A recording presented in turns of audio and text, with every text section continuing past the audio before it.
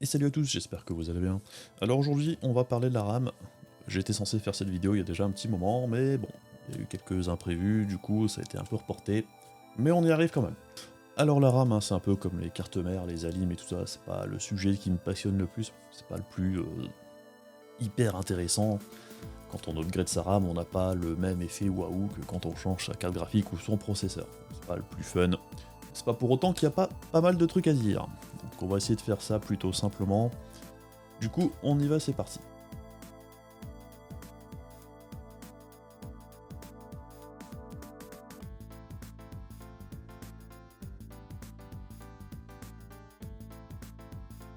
Alors avant de commencer tout ce qui est technique et tout ça, j'aimerais plutôt faire un point sur le marché actuel de la RAM, puisqu'on est rentré dans une période de transition. Donc vous n'êtes peut-être pas sans savoir qu'il y a des nouvelles générations de processeurs qui vont débarquer en fin d'année 2021, début 2022, et ces processeurs seront en DDR5.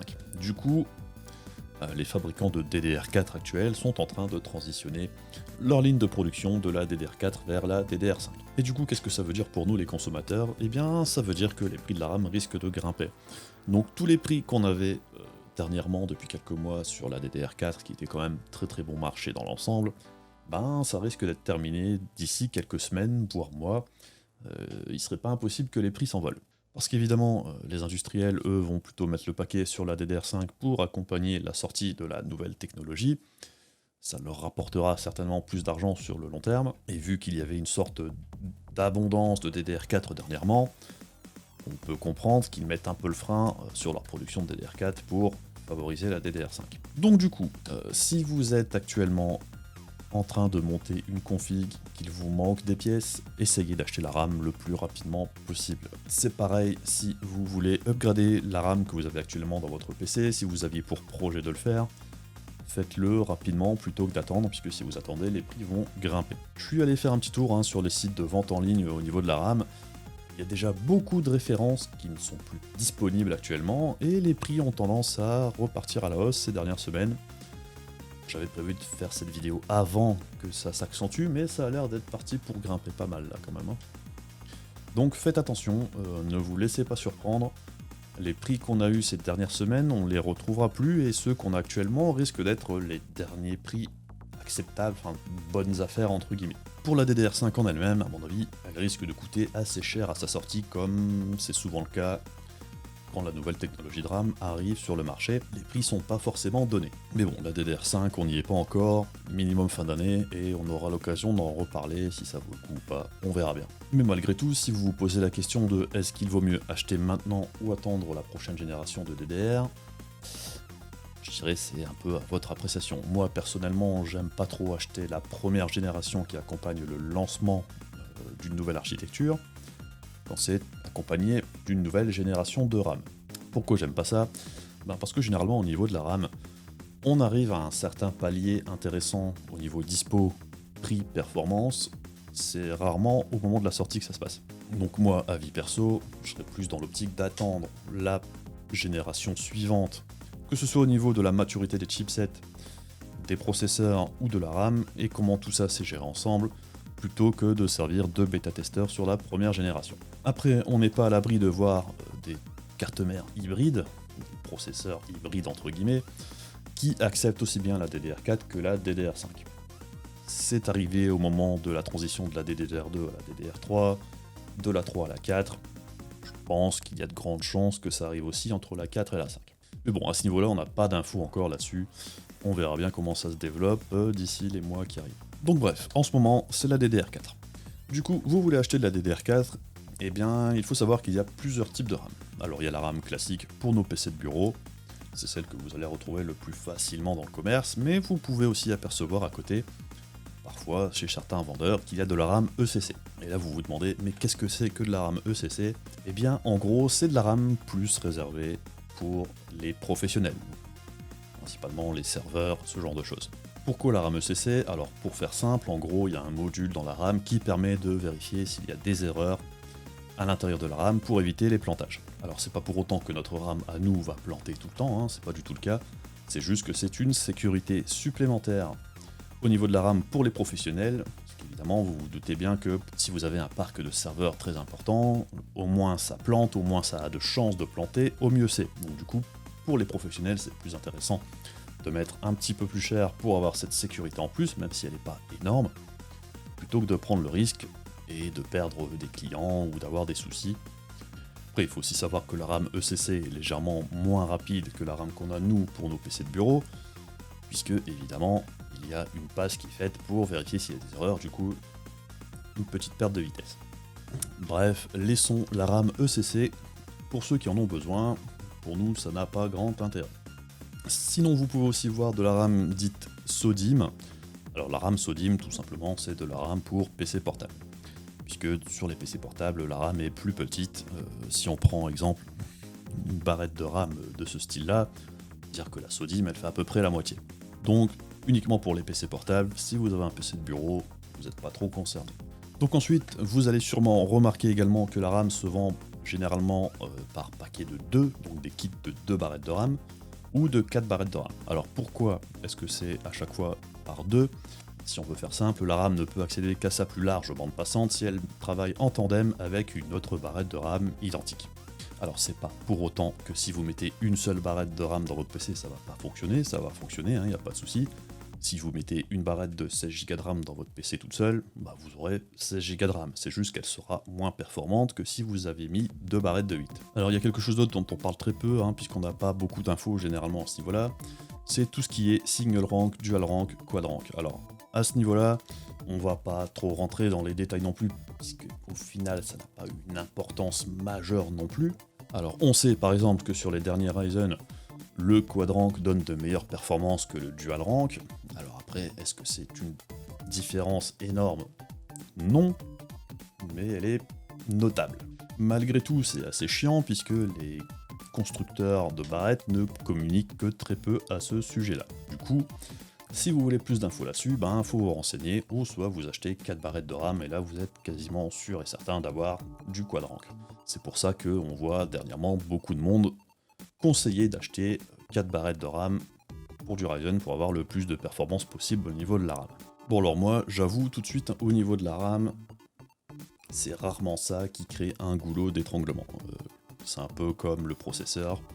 Généralement, pour du gaming, ce qui pêche en premier, ce sera quasiment toujours la carte graphique si vous êtes au-dessus du 1080p. Et si c'est pas la carte graphique, ce sera le processeur et la RAM en tandem qui peuvent limiter soit l'un ou soit l'autre quand on est en 1080p ou en dessous. Mais alors après, la RAM, généralement, l'impact qu'elle a est plutôt mineur dans l'ensemble. Il y a quelques jeux qui sont sensibles à la RAM, et là vous pourrez avoir peut-être une différence. Après, est-ce que c'est une différence qui vaut un surcoût énorme au niveau du tarif, ou de vous inquiéter d'avoir soit de la dual ou de la quad rank ? Pas vraiment. On parle de différence d'environ 5% dans le meilleur des cas, et le meilleur des cas est vraiment très très rare au final. La plupart du temps, ça ne changera quasiment rien du tout. Alors après, ne me faites pas dire ce que je n'ai pas dit. Si vous êtes avec une utilisation spécifique de votre matériel qui n'est pas une utilisation simple de votre PC avec du gaming, moins intensif certes, mais pas hyper poussé, cette différence au niveau de la RAM, que ce soit les réglages poussés, machin et compagnie, n'aura qu'un impact modéré au final, et encore une fois, quasiment uniquement en 1080p. Donc il y a une différence, oui. La RAM plus chère est-elle meilleure ? Oui. Est-ce que c'est pour autant indispensable ? Clairement pas. Bref, c'était une petite piqûre de rappel, puisque la RAM, c'est aussi une des pièces où les gens ont tendance à dépenser plus que ce qu'il n'est réellement nécessaire au final. Bref, une fois que vous vous mettez en tête d'acheter un kit de RAM, vous voyez qu'il y a généralement la fréquence qui est largement mise en avant. Alors la fréquence est très importante, certes, mais il y a aussi la latence qui est tout aussi importante que la fréquence quand vous achetez une barrette de RAM. Et si on veut simplifier au maximum, au plus la fréquence est haute et au plus la latence est basse, au mieux c'est. Parce que en gros, la fréquence c'est la bande passante totale et la latence c'est à quelle vitesse on peut alimenter cette bande passante. Donc, je vais vous donner des exemples plutôt concrets. Il y a des tableaux là-dessus sur internet qui sont pas trop mal. On va voir un petit peu ce que ça donne. Vous pourrez voir si vous faites vos courses au niveau de la RAM par exemple. Je vais prendre les modèles les plus courants et les plus communs et qui sont pour moi les meilleurs deals au niveau performance-prix. Donc c'est la RAM 3200 MHz en CAS 16, et vous voyez par exemple ici que l'on a du coup un temps de réponse de 10 nanosecondes. Si on compare avec un autre modèle de RAM qui est très commun actuellement, la 3600 MHz à 18 cases en latence, ben on arrive au même score. Alors ça, c'est la version simplifiée. Il y a une différence, malgré tout, de performance entre la 3600 en casse 16 et la 3200 en casse 16. Est-ce que c'est une différence énorme? Non, mais elle existe. Il y a un autre tableau à ce sujet-là. Donc ici, à 3200 MHz, en casse 16, nous arrivons à 1250 en burst total, quand avec la 3600 en casse 18, on est à 1222. 1250 contre 1222, le 1222 est meilleur. Est-ce que pour autant, c'est une différence énorme? Non, c'est quasiment identique au final. Mais si on veut pinailler, au final, la 3600 MHz en casse 18 offrira de meilleures performances à ce niveau-là. Et encore une fois, ça dépend des applications. Parfois, c'est mieux d'avoir une latence plus basse qu'une plus haute fréquence.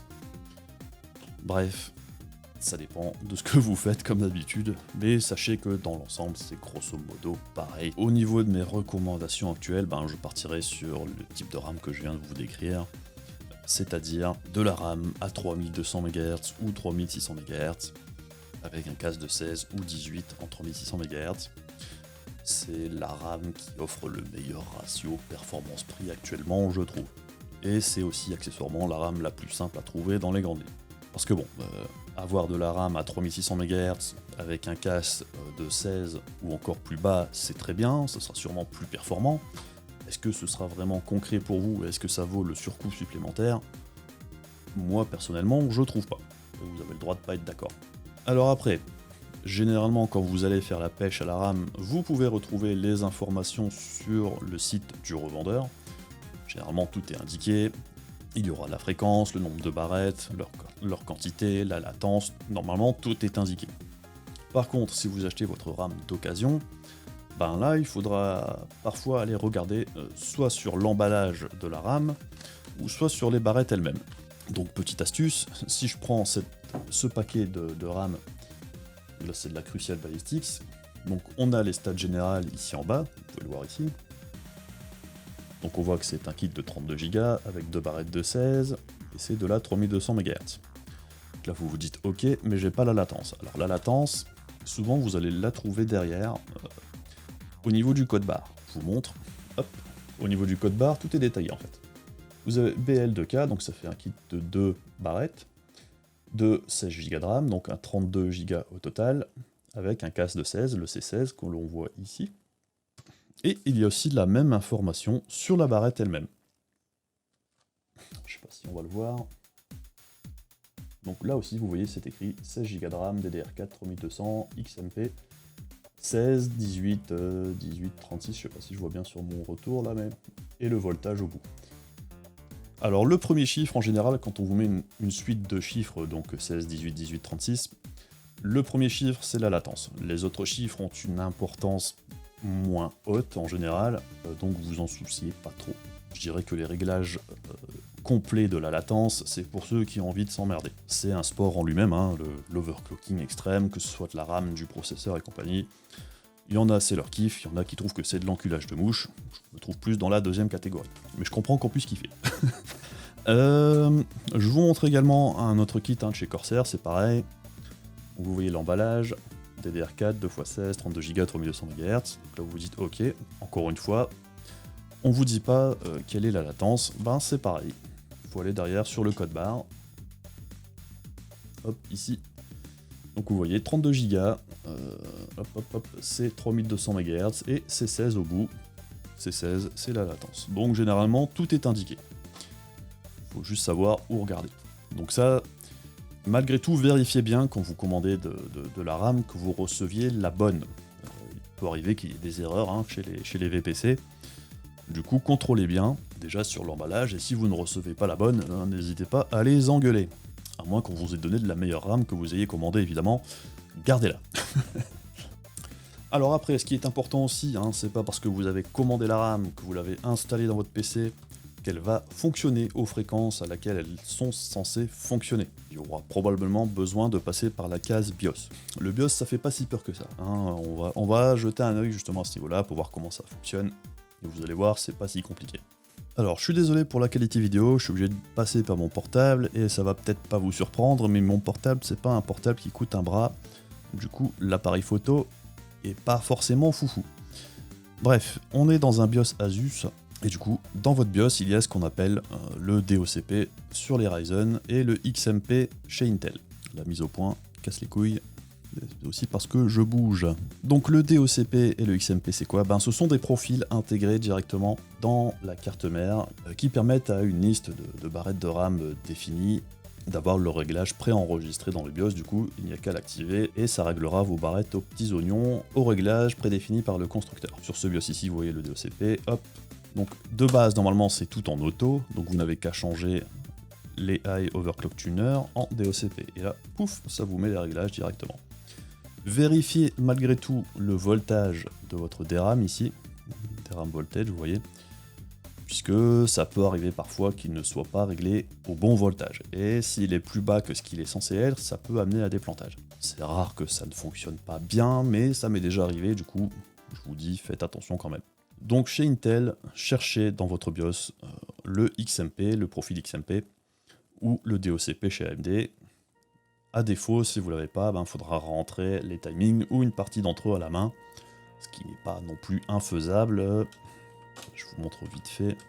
Si vous passez en manuel, vous devez ensuite aller DRAM Timing Control, ici par exemple, et là vous allez arriver à un menu où vous avez tous les réglages différents, et là il faudra aller voir sur le site du fabricant de la RAM pour voir quel timing rentrer pour quasiment tous les réglages. C'est trouvable sur internet dans les grandes lignes. Là, vous devez mettre à la main tous les trucs. Il n'y aura peut-être pas toutes les infos, mais tous ceux que vous avez, vous pouvez les rentrer. Ça, c'est ce qu'on faisait à une époque. On rentrait tout à la main. C'était assez chiant, mais maintenant, avec le DOCP, c'est quand même bien plus pratique. Après, on sauvegarde et on quitte le BIOS. Et du coup, tout va bien. Donc, vous avez mis le DOCP ou le XMP dans votre BIOS. Vous avez tout installé correctement et vous voulez quand même être sûr que tout fonctionne bien. Eh bien, il y a plusieurs moyens de vérifier ça sous Windows. Grosso modo, il y a la version simple et il y a la version compliquée. Mais je vous rassure tout de suite, la version compliquée est pas si compliquée que ça non plus. Donc pour faire simple, la première façon de vérifier que tout va bien, c'est que vous allez dans le gestionnaire des tâches de Windows. Donc vous faites CTRL-ALT-SUPR. Vous arrivez dans l'onglet Performance et vous pouvez voir ici en bas dans le texte que votre RAM tourne bien à 3200 MHz par exemple ici. Ça c'est la version basique, après il y a moyen de faire mieux. Vous téléchargez un petit utilitaire qui s'appelle CPUZ. Alors CPUZ, en gros c'est très pratique, ça vous permet de voir un petit peu tout ce qu'il y a dans votre PC au niveau processeur, carte mère, RAM, carte graphique. Donc par exemple si vous récupérez un PC, vous savez pas ce qu'il y a dedans, vous lancez CPUZ, en quelques secondes, vous savez grosso modo ce qu'il y a à l'intérieur. Par exemple ici, je l'agrandirai je pense, puisque là c'est vraiment tout petit. Du coup on voit que on a de la DDR4, 32 Go, dual, au niveau du canal, dual channel, c'est ce qu'on veut. Au niveau de la fréquence, il met 1600 MHz. Alors il faut savoir que pour les Ryzen, il faut multiplier par 2. Donc tout va bien, on est bien à 3200 MHz. Et on voit qu'au niveau des réglages de la latence, on est bon aussi. On a notre 16, 18, 18, 36, 75. Tout va bien à ce niveau-là. Donc quand vous lancez CPUZ, vous allez là-dedans, vous pouvez voir si tout va bien. Du coup, vous voyez que tout est OK. Donc là, justement, on voit slot 2 et 4, et vous vous demandez peut-être pourquoi le 2 et le 4, pourquoi pas le 1 et le 2, ou pas le 3 et le 4.